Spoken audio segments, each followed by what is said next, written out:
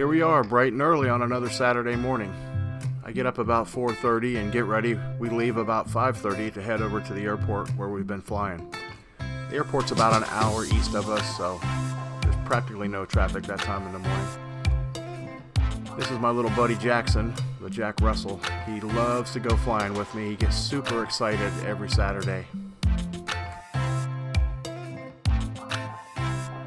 We get to the airport before sunrise and get everything set up, get the motor warmed up, and get the wing laid out and ready to go. The humidity is still extremely high, so there's a lot of dew on the grass and everything is wet. So your wing gets wet as soon as you lay it down the first time. It's just saturated for your very first launch.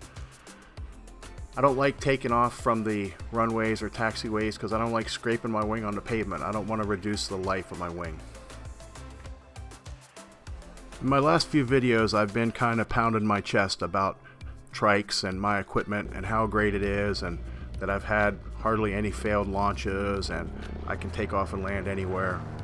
Well, we all have to remember that we have limitations. There are limitations to our equipment and to our abilities. So I was starting to get really comfortable with my takeoffs on the trike.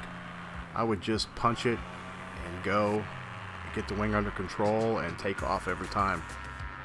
What I didn't realize is what a great deal of stress you put on your cage when you throttle up and pull against that dead weight of a wet wing, and how it distorts the cage and pulls it back.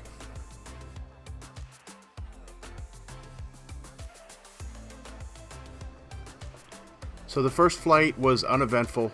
Flew around a little while, maybe a 20-minute flight or so. Just flying low, flying high, feeling it out, enjoying the morning. I came in and did a nice landing and took a break for a few minutes, got a sip of coffee, a sip of water, whatnot. Then I laid back out and got everything set up and got ready to go for the second time. So here's where I made my mistake. I could see that I didn't have a good layout. Here I checked the windsock, and I could see that I wasn't directly into the wind. That's going to come up crooked. See if we can deal with it. Okay, so the smart thing to do here would have been to just stop and regroup. Fix my wing. Make sure my layout is good and there's not a bunch of slack in my lines. Instead, I decided to be a hotshot and just try to deal with it. I just strapped in and pretty much hit it full throttle.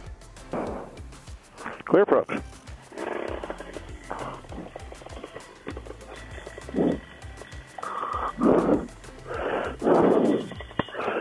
Okay, let's see how it goes. So because my lines weren't taut, the wing pulled really hard on my right side and pulled the cage all the way back in contact with the prop. I was shocked when I looked at this video. The scary part is that's literally inches from my arm, but my equipment did the job it was supposed to and protected me from it. So the idea here is to be real on my YouTube channel. I want to help people along and share the things that I've learned, so I'm going to share the good, the bad, and the ugly. I learned a few lessons here today. First of all, don't become complacent because you have some success, some good flights and good launches.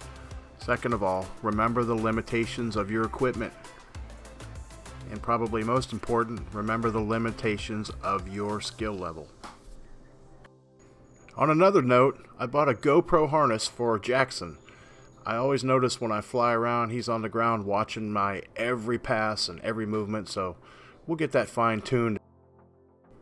I'd like to shout out to Kyle Matula at Power to Fly US. He's a man of his word.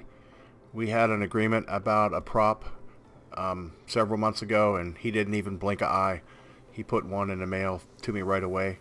Thanks a bunch to London Ivy, Backyard Flyers in Zephyr Hills for setting me up with a temporary prop so I could fly in the meantime. So, anyway, guys, thanks for following along. Thanks for watching. If you would, if you liked the video, reach down and hit the like button. And subscribe if you want to follow along on our adventure. Gorilla out.